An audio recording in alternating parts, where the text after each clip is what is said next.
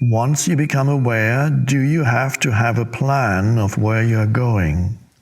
Or do you leave that up to the universe to bring that to you, for you then to make the choice? That's many people have been asking that question. Do you have a plan to where you are going, or does that just happen when you are in touch with the creative power within you?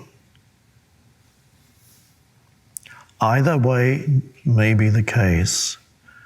For some people, something just spontaneously and organically grows, and before they know it, they are engaged in some inspired and empowered activity. It may start very small, and they may not even know that how it's going to grow and develop. It's just the consciousness takes over, and they didn't plan it. Sometimes, just an example, you could have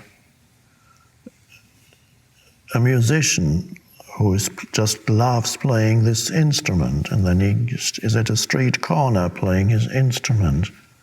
And then somebody comes and says, "Oh, this is great, why don't you come to a studio?" And it can develop from there without him having had any plan, just enjoying the doing. For others, something may come to them suddenly, an image of something that wants to, I put it that way, I say that wants to be created. It's not so much I want to create this. When something comes to you from a deeper level, it feels more like that this wants to be created. So it comes, an image or a thought even comes to you, and then you suddenly know what it is that wants to be created through you. And then one could say that you have a plan.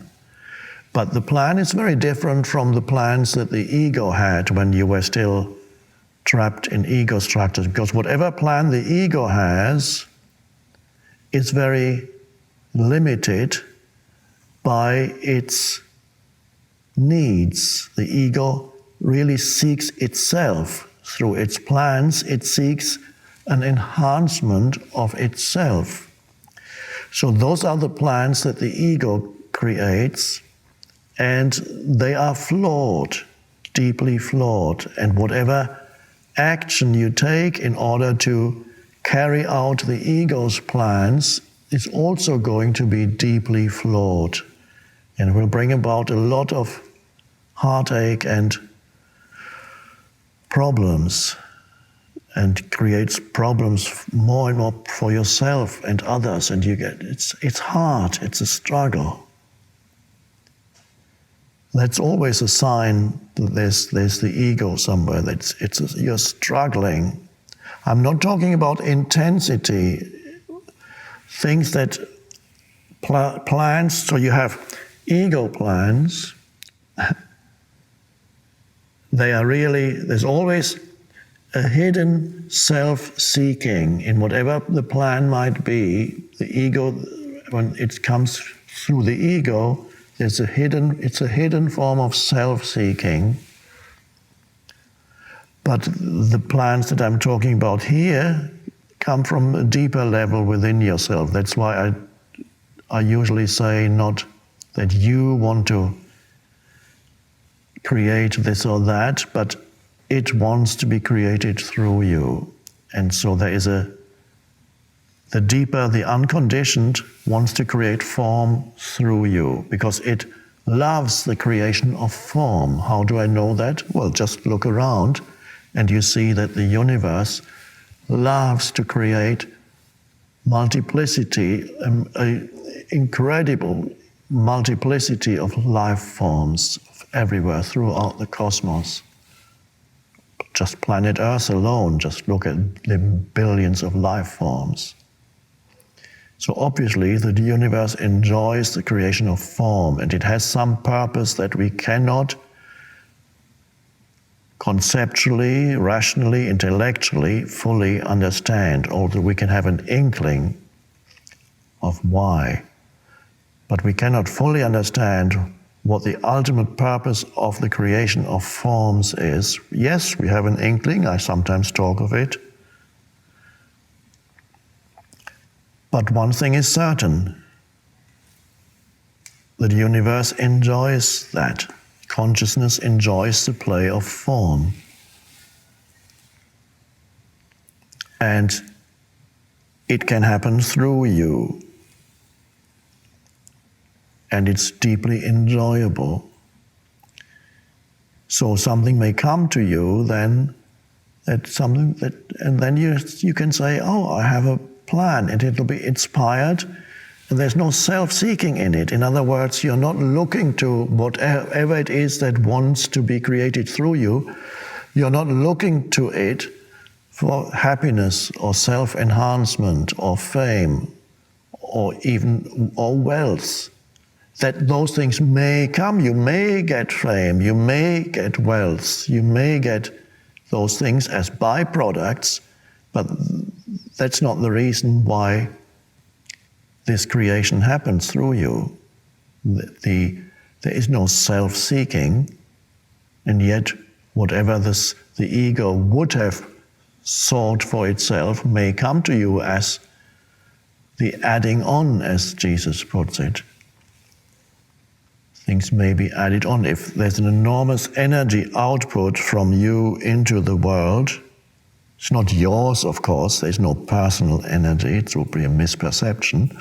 But if you become a channel for that universal energy, then of course things will come back to you, even usually also in material forms. So there will be, if there's an enormous outflow, an enormous giving, not yours, but as a channel, things will come back to you, because if you give out to the universe gives back. So you may enjoy wealth, but it would be just an adding on to, or you might give part of it away, or all of it, whatever it is that you feel is right for you. Just so you can, to summarize, for some, there's just a spontaneous evolution of the creative impulse into the external, and it happens through them without any prior plan. For others, something arises in their minds and say, yes, this is what I need to do. This is what wants to come into being through me. I feel that very strongly. And then you take action. And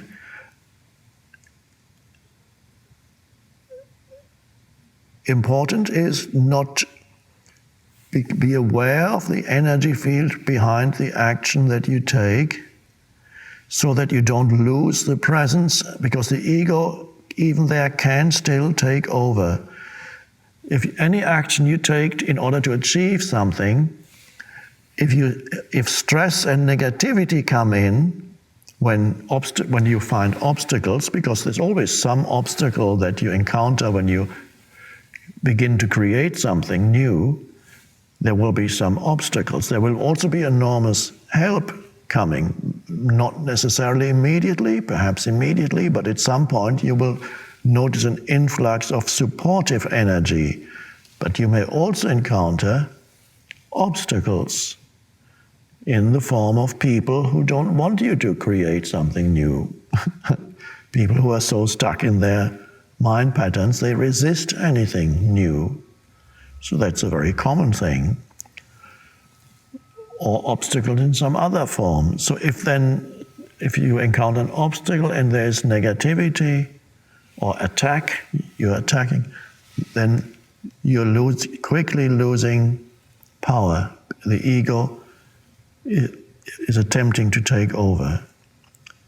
So whenever you are trying hard or struggling or stress arises, stress is another indicator that you are no longer fully aligned with the power within, then you become stressed. upset, anxious, complaining, attacking somebody, you're losing power quickly. So that's a good indicator whenever you engage in creative action, manifesting this or that. Is stress arising? Now, I'm not saying that there is not going to be an intense energy behind when you're engaged in creative activity. There is intense energy behind it, which from an external viewpoint can sometimes be misinterpreted almost as stress, but it's not stress at all. It's just intensity of energy behind creation. It is, but it's joyful. It's intense but joyful, and you can feel that intensity when you're in the midst of some creation happening through you. Enormous intensity of energy, and that's but very different from stress. Stress is always, it's not flowing, but this intensity is flowing.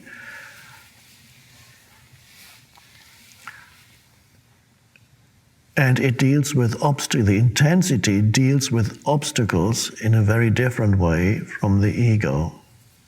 The intensity can sweep away obstacles, or it can transform obstacles into something helpful. Even humans, it doesn't attack. Another thing to be, yes, you find obstacles when you create something, but as I just mentioned, also you encounter the phenomenon of being supported. If your creation is aligned with what the universe wants, then it becomes enormously empowered. It's like riding on a huge wave. Somebody wrote a poem or something about it. Was it Shakespeare? It starts with, "There is a tide in the affairs of men." And I can't remember the rest. But so if you catch that tide, which is the tide of something wanting to be created through you, and that movement, and then you're riding on this enormous wave.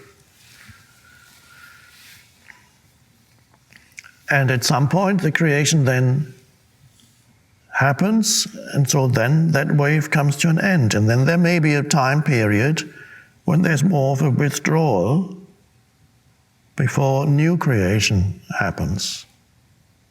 So that varies from person to person.